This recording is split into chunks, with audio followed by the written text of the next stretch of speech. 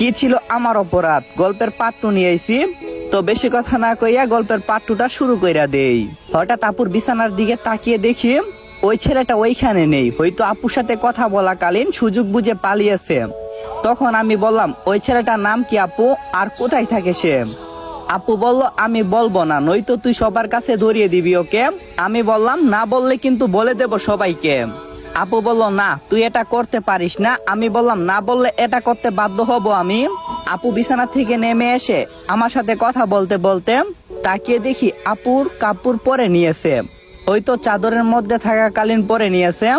আপু এমন কিছু করলো যা আমি কখনো কল্পনা করতে পারিনি। আপু বিছানা থেকে নেমে এসে আমার হাত ধরে অনুরোধ করে বলল, তুই প্লিজ কাউকে বলিস না, আমি তোর বড় বোন হই, তোর কাছে অনুরোধ করছি। আমি বললাম, তাহলে বলো ছেলেটা কোথায় থাকে? তখন আপু বলল, বুঝেছি, ভালো কথাই কাজ হবে না। আমি বললাম, মানে? আপু বলল, কিছু না, দরজাটা লাগিয়ে দেই, আয় আমার কাছে। আস্তে আস্তে বলল, আমাদের কথা বলবি তাই না? দেখবো তোর কথা কে কে বিশ্বাস করে। তোর এমন অবস্থা করবো যে তুই আমাকে কি সবার কাছে খারাপ বানাবি, তুই নিজেই খারাপ হয়ে যাবি সবার কাছে। আমি তুতলি অবাক হয়ে বললাম, মানে? আপু বলল, মানে দাঁড়া দেখাচ্ছি। বলে আপু এমন কিছু করলো যা আমার কল্পনার বাহিরে ছিল। কারণ আপু নিজেই নিজের জামা বেশ কিছু জায়গা টেনে ছিঁড়ে ফেলতে লাগলো। আমি বললাম, এই এটা কি করছো আপু, নিজের জামা ছিঁড়ছো কেন? আপু কোনো উত্তর না দিয়ে হঠাৎ জোরে জোরে চিৎকার করতে লাগলো, বাঁচাও বাঁচাও বলে। আমি তার এমন কাজ দেখে হতবাক হয়ে গেলাম। আমার আর বুঝতে বাকি রইল না সে কি করতে চলছে আমার সাথে। নিজের বিয়েকে বাঁচানোর জন্য আমি আপুর কাছে গিয়ে তাকে থামানোর চেষ্টা করতে লাগলাম, কিন্তু সে আমার কোনো কথাই কানে নিচ্ছে না। এক পর্যায়ে দরজার বাহিরে এসে সবাই হাজির হয়, আর সবাই বলতে লাগলো, কি হয়েছে মিমি, তুই চিৎকার করছিস কেন? আব্বু আম্মু তোমরা কই, কেউ আমাকে বাঁচাও। কি হয়েছে মা, তোর দরজা খুল, আমরা এসেছি। মিমি আপু আমার দিকে তাকিয়ে শয়তানি একটা হাসি দিয়ে দরজার দিকে এগিয়ে যেতে লাগলো। আমি তাকিয়ে তার এসব কাণ্ডকলাপ দেখছি। তাকে আটকানোর জন্য তার কাছে যেতে আমাকে একটা ধাক্কা দিয়ে নিচে ফেলে দেই, আর সে নিচে গিয়ে দরজাটা খুলে দেই।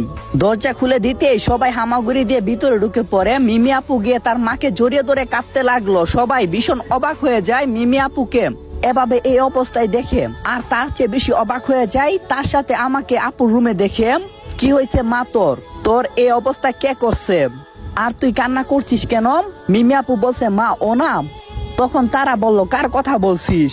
তখন মিমি আপু আমাকে আঙ্গুল দিয়ে দেখিয়ে বলে, আম্মু ও আমার সাথে। তখন তারা বলল, সুলতান তোর সাথে কি করছে? তখন মিমি আপু বলল, ও আমার সাথে অসভ্যতা করার চেষ্টা করছে বলে নেকা কান্না করতে লাগলো। মিমি আপুর মুখে এমন একটা কথা শুনে সবার মাথায় যেন বাজ পড়লো। চাচি বলল, কি বলছিস তুই?